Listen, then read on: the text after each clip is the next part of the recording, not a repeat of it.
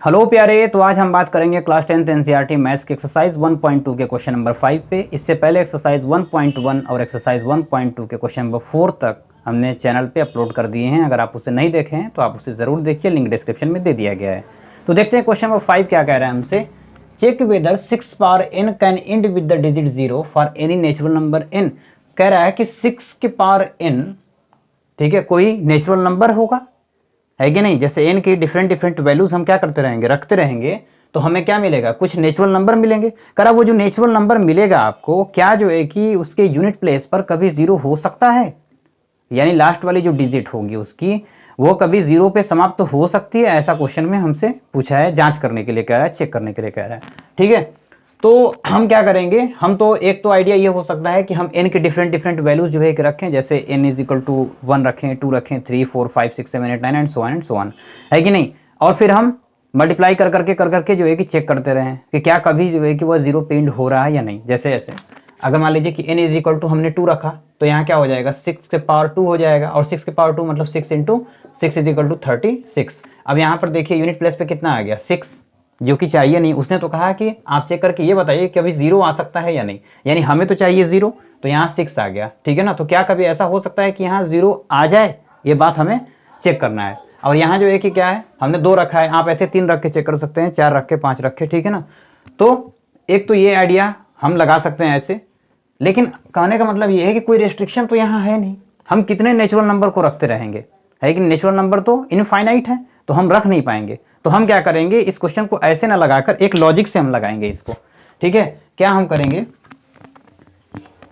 कि कभी भी अगर आपको यूनिट प्लेस पर जीरो चाहिए, ध्यान से सुन लीजिए बात को, अगर कभी आपको यूनिट प्लेस पर क्या चाहिए, जीरो चाहिए, ठीक है ना, तो ये बात नेसेसरी है एकदम कि जो कुछ भी दे रखा हुआ है, जैसे 6 के पावर n दे रखा है, ठीक है, तो इसके फैक्टर में, ठीक ना, इसका फैक्टर कैसा होना चाहिए, 2 इंटू 5 के फॉर्म का होना चाहिए।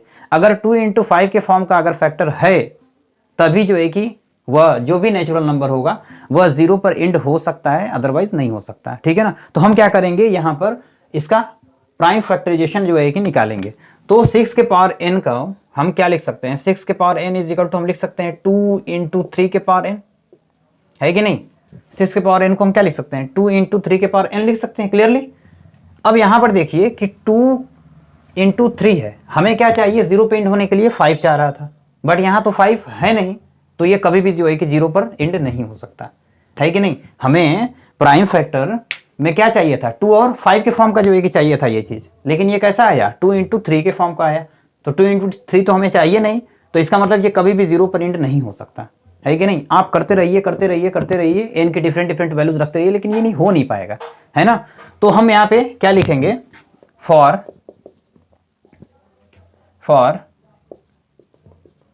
end with the digit 0, with the digit 0, the factor of 6 power n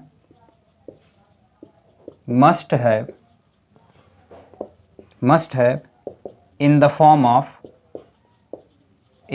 of 2 into 5 or n, but here is not. Therefore 6 power n cannot end with the digit 0। Clear बात समझ में आई आपको।